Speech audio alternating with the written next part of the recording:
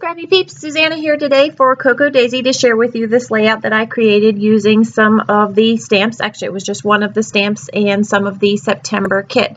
So that is a stencil that I created using one of the Cocoa Daisy exclusive subscriber cut files, and I thought I would use it as a template.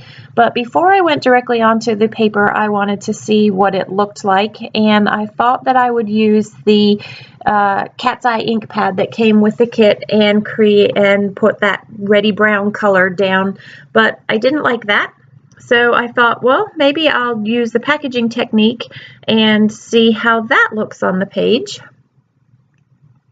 And I decided that I liked that look, so I was just going to use the packaging technique first and to lay down some color, and then I would proceed after that. So I got this brown, and I really wasn't pleased with the way that it looked, so I thought I'd try a different color.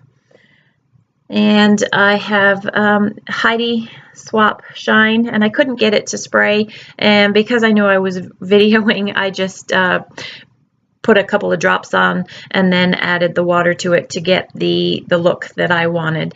And I actually decided that that was too dark and not quite the same colors, and went with an entirely different piece of paper. And I've learned with the packaging technique that you need a lot of water to really get the look that you want. And so I was going to add some more color to this.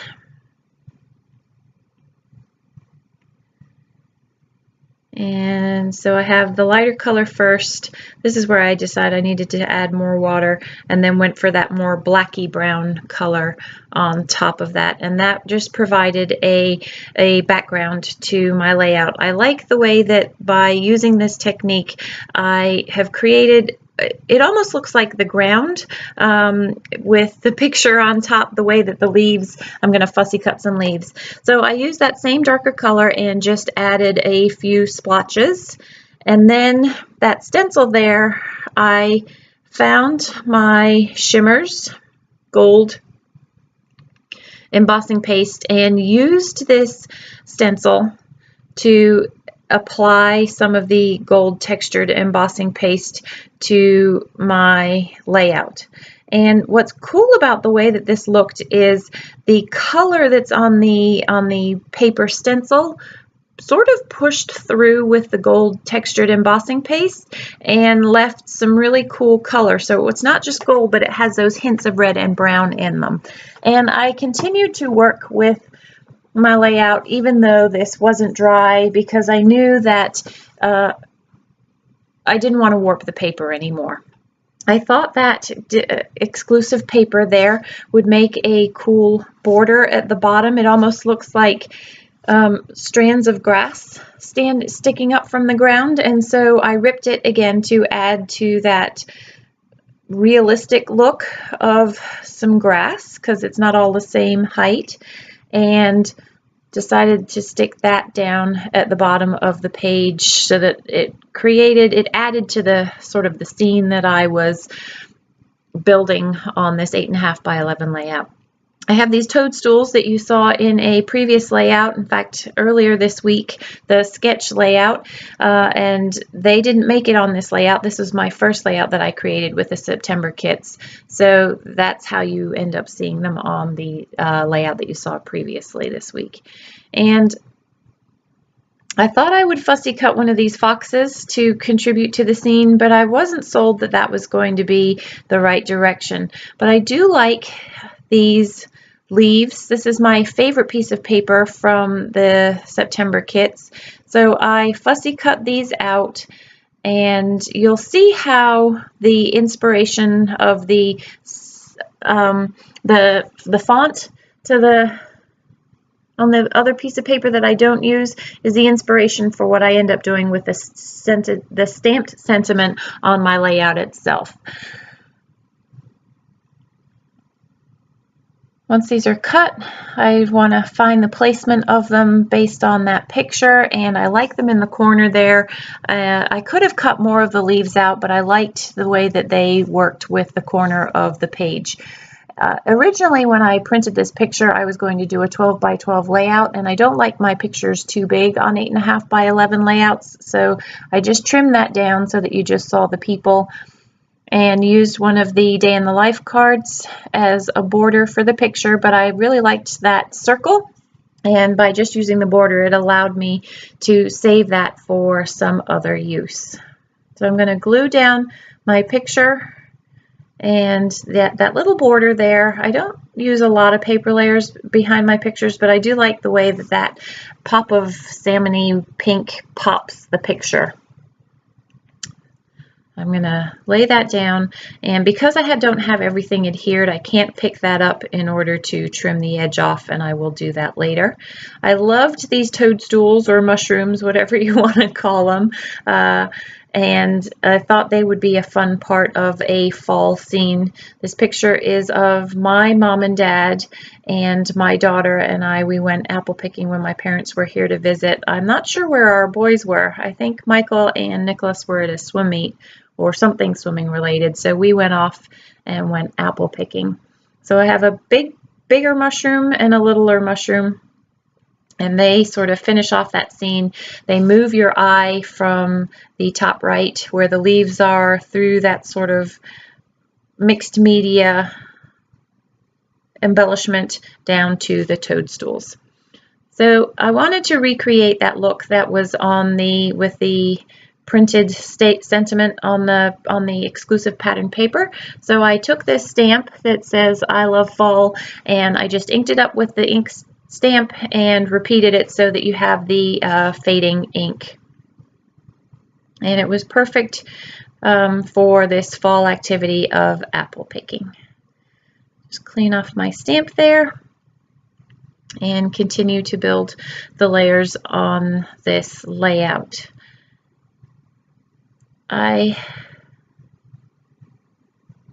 wanted just a little bit more ink around that to make that stark white a little less stark and incorporate the rest of the colors into the layout. I have some fun foam that I'm going to put on the back of my picture. I had written the date on the back of my picture, and I made sure to write that down on the piece of scrap paper that I was using so that I could remind myself of the date. This is some gold thread just to put in front of those toadstools or mushrooms there to tie in that golden light that one often finds in fall. And I just tucked that underneath that border strip there. And as I was doing that, realized I hadn't glued the toadstools down. So just use my glue pen to do that, and then balled up this thread to create it almost looks like moss in a way, but not moss, but it has that same effect. And I wanted another paper layer, so I used the remainder of that 6x6 piece of pattern paper that comes with the Day in the Life kit behind the photo to just finish framing off the photo. And that goes underneath the foam. So now I have all of the main elements that are on the page, and it just needs a little bit of embellishing. So after I glue everything down, I'm going to pull out some of the Cocoa Daisy exclusives as well as the Simple Stories ephemera pack that comes with the kit. Spiegel Mom Scraps had a exclusive in the kit this month as well, these yellow sequins, and you can see there's each little packet has a couple of fall leaves in it as well. So I used one of the fall leaves near the I Love Fall stamped sentiment, and then just a few more sprinklings of the yellow to add some color again to that background. So these are the Cocoa Daisy exclusives made by Jamie, and I just am picking and choosing to see if anything coordinates. I really like that tab, and so I just stuck that down, although I struggled with getting it to stick because I didn't leave myself a lot of room for that to stick and still be able to see the tab up above the picture, but I made it work.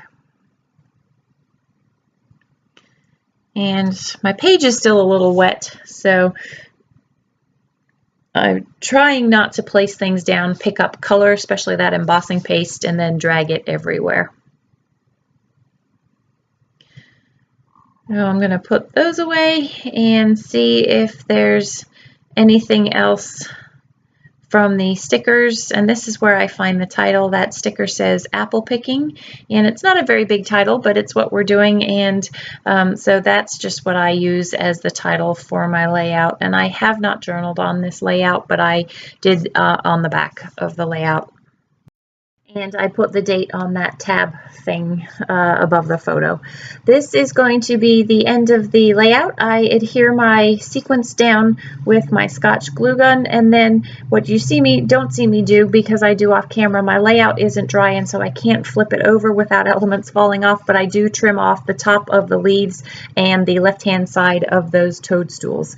So this is how I use the main stamps from the Cocoa Daisy September kits. If you have any questions, please don't hesitate to ask down below. If there's anything you would like to see done with the stamps for next month, please leave it in the comment box. Enjoy the close-ups, and thanks for stopping in today. Take care.